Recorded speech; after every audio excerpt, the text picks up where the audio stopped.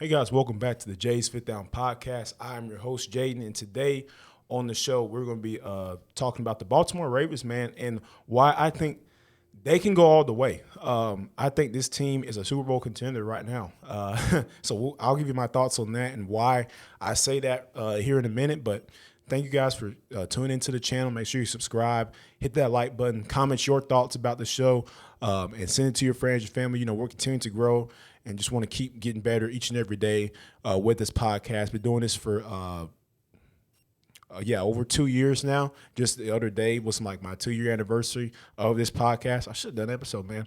I think I did. I don't remember. But anyway, and so yeah, it's just something that, I really love doing, love talking about football, love talking about sports. So yeah, let's keep it going, guys. You guys have been a big part of that as well. We're continuing to grow the fan base and everything, so we appreciate you for that. But without further ado, let's begin.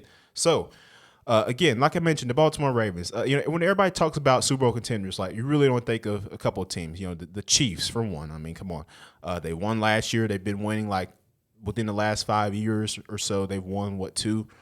2 rings. So the Chiefs, you got the Bengals, the Buffalo Bills, which, we'll get to that though later too, but I don't think the Bills should be up there with Super Bowl contenders. I just don't. They haven't proven to me that they can be yet.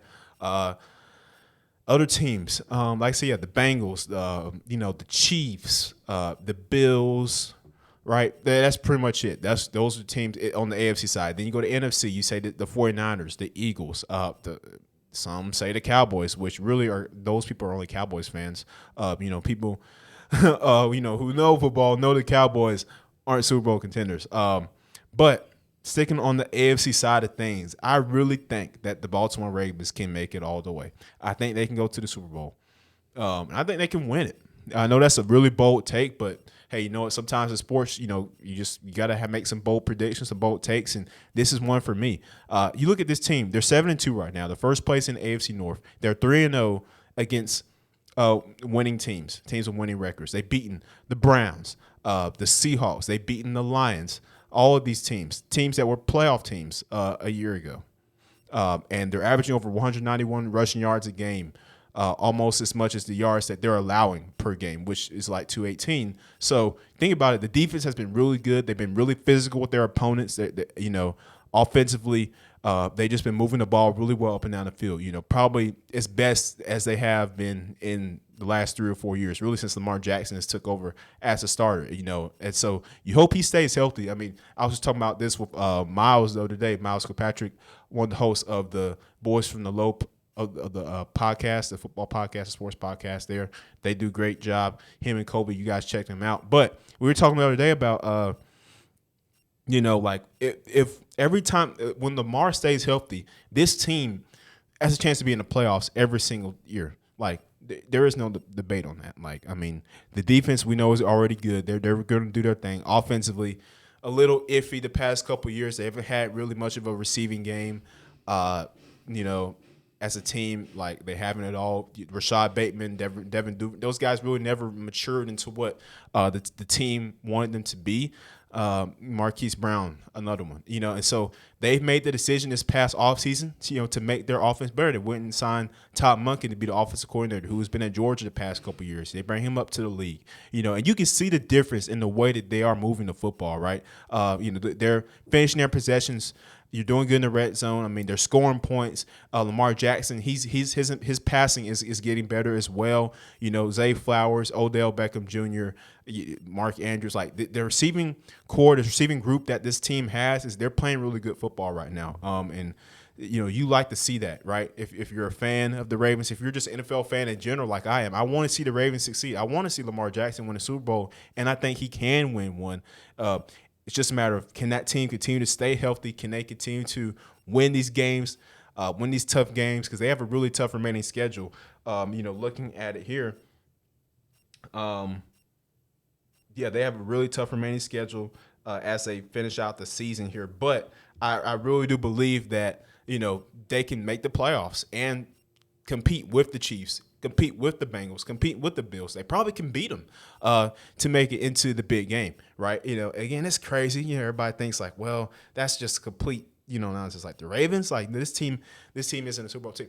No, I think they are. I mean, what they've shown me through the first 9 games of the season, like the way they're physically beating their opponents, like it just like just outworking them, and the offensive line is playing good. They're being physical. They're being aggressive defensively. They're making things tough on you as an offense. That's teams like that can sustain that throughout the whole season. Usually tend to go win. They tend to be very successful. And you even see it with the Chiefs. Like, they have a really good.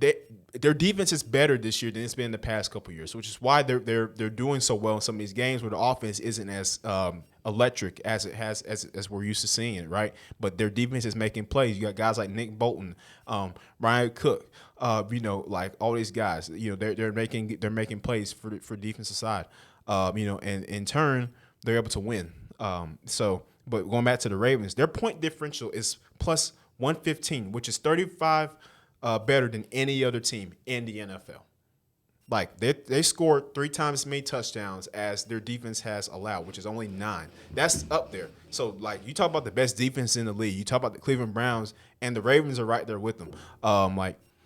Statistic wise, so their average margin of victory during their current 4-game winning streak right now is 20 points. Like that's pretty good. Like that means they're winning all their games pretty much by an average of 20 points. So like when you're doing that as a team, like you're talented. You've got guys that are there to work. They're there to achieve the common goal, which is the Super Bowl. Everybody's in that buying into the culture, and they want to go win one. And that's kind of the consensus I get around the Ravens right now. This feeling I'm feeling right now from this team is like they want to win one. They want to go win one, bring one back to the city of Baltimore, and I believe they can go do it. Now, again, they got a really tough schedule. Their final 8 games, they face 3 division leaders. With Jacksonville, San Francisco, Miami.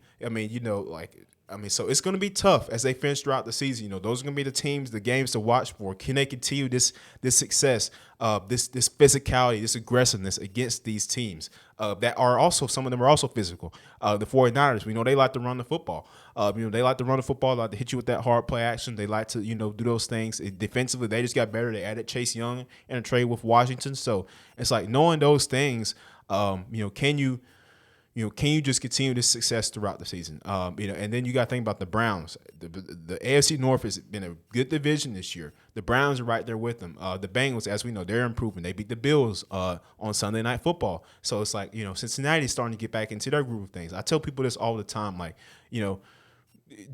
if you really think that Joe Burrow and the Bengals are just gonna, just kind of loaf through the season, like after a few rough games, you don't know football, you don't watch football. This guy he's Joe Burrow's cold blooded. He's a champ, man.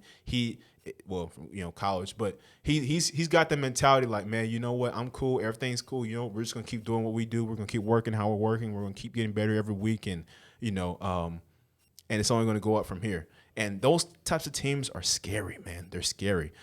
Because it's like, they can only, they're good, but it's like, they can be better. And that's the thing about it, so it's like, wow. So AFC wise, like this is going to be a very interesting playoffs. The Ravens, the Chiefs, the Bengals, like those are going to be your top seeds. Like those are going to be your top 3 seeds in AFC this year. I think that's how it's going to finish. Like now, in the particular order, I'm not sure, but I know like your top seeds definitely going to be Kansas City. It's going to be the Cincinnati, and it's going to be the Baltimore Ravens, and the Bills are going to be up there as well. But like Baltimore has the ability, they have the talent, they have the aggressiveness to go and play in those tough environments and win. They have the ground game to go and do it. They can run the football on you. They can throw it too. That's you got electric playmakers like Zay Flowers, like Odell. Even at his age, he's still getting it done. Mark Andrews, we know what he can do at the tight end position. Like this is a scary team. Like if you're another football team, like you don't want to play the Ravens when it get in January. You don't want to play them in January. You don't, because like. If you do, you better be able to run the football, be physical, throw it as well. You gotta be able to throw the football on them, and that's gonna be hard to do. You're gonna have to stop Lamar Jackson and that offense, which is not gonna be easy. It's not gonna be easy. And so for stats wise for Lamar on the year, he right now. he again, this is one of his better seasons. Right now, he's sitting at 9 touchdowns, 3 picks on the year so far, almost thrown for 2,000 yards. I mean, not groundbreaking stats, but it's still good. It's better than what it's been in the past for him. And that's only going to continue to improve as the season progresses here through the last 8 games.